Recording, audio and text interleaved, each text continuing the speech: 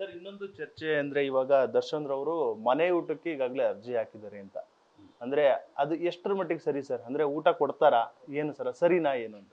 ನಮ್ಮ ಕರ್ನಾಟಕ ಪ್ರೆಸೆಂಟ್ ಮ್ಯಾನ್ಯುಯಲಲ್ಲಿ ಊಟ ಕೊಡ್ಬೋದು ಅಂತಿದೆ, ಕೆಲವು ಸಮಯ ಕೋರ್ಟಿಂದನೂ ಅನುಮತಿ ತಗೋಬಹುದು ಅಂತಲೂ ಇದೆ.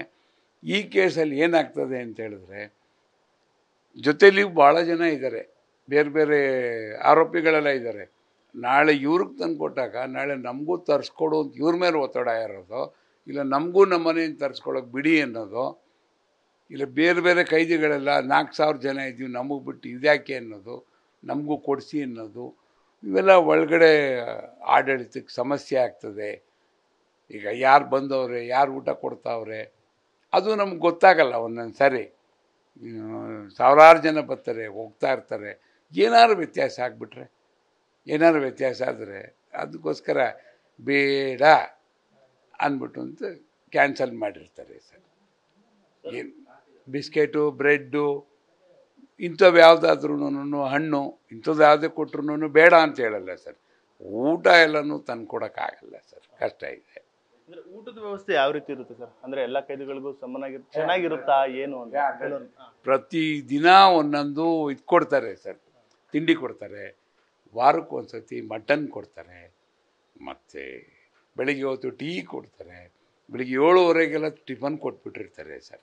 ಅವನು ಸ್ನಾನ ಮಾಡಿ ತಿಂಡಿ ತಿಂದು ಕೋರ್ಟ್ಗೆ ಹೋಗೋಕ್ಕೆ ರೆಡಿಯಾಗಿರ್ತಾನೆ ಸರ್. ಕೋರ್ಟಿಗೆ ಕಳ್ಸೋಕ್ಕಿಂತ ಮೊದಲೂ ಊಟ ಕೊಡ್ತೀವಿ, ಕೋರ್ಟಿಂದ ಬಂದಮೇಲೂ ಕೊಡ್ತೀವಿ ಸರ್.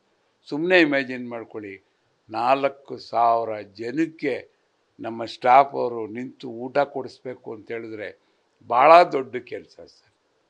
ಊಟಕ್ಕೇನಲ್ಲಿ ಗುದ್ದಾಡಲ್ಲ, ಎಂಥದ್ದು ಇಲ್ಲ. ಆದ್ರೂ ಅಷ್ಟು ಜನಕ್ಕೆ ಊಟ ಕೊಟ್ಟು ಅವ್ರನ್ನ ಕೋರ್ಟಿಗೆ ರೆಡಿ ಮಾಡಬೇಕು. ಕೋರ್ಟಿಗೆ ಇವತ್ತಿದೆ ಅಂತ ಅನೌನ್ಸ್ ಮಾಡ್ತಾ ಇರ್ತಾರೆ ಮೈಕಲ್ಲಿ. ಈಗ ಅಂತೇಳಿದ್ರೆ ವಿಡಿಯೋ ಕಾನ್ಫರೆನ್ಸ್ ಬಂದಿದೆ, ಕೆಲವ್ರನ್ನೆಲ್ಲ ಇಲ್ಲೇ ಪ್ರೊಡ್ಯೂಸ್ ಮಾಡ್ತಾರೆ. ಸೆಕ್ಯೂರಿಟಿಗೆ ಜನ ಇಲ್ಲ, ಹಾಗಾಗಿ CRK ಅಲ್ಲಿರೋರೆಲ್ಲ ಪೊಲೀಸವರು ಪಾಪ ಬೇರೆ ಬೇರೆ ಬಂದೋಬಸ್ತ್ ಕಾರ್ಯಕ್ರಮಕ್ಕೆ ಅವಕ್ಕೆ ಇವಕ್ಕೆ ಮಿನಿಸ್ಟ್ರಿ ಎಸ್ಕಾಟ್ಗೆ ಹಿಂಗೆಲ್ಲೆಲ್ಲ ಹೊರಟೋಗಿರ್ತಾರೆ.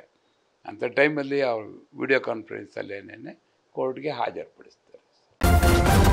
ನ್ಯೂಸ್ ಫಸ್ಟ್, ನಿರ್ಭೀತಿಯಿಂದ ನಿಮ್ಮ ಪರವಾಗಿ.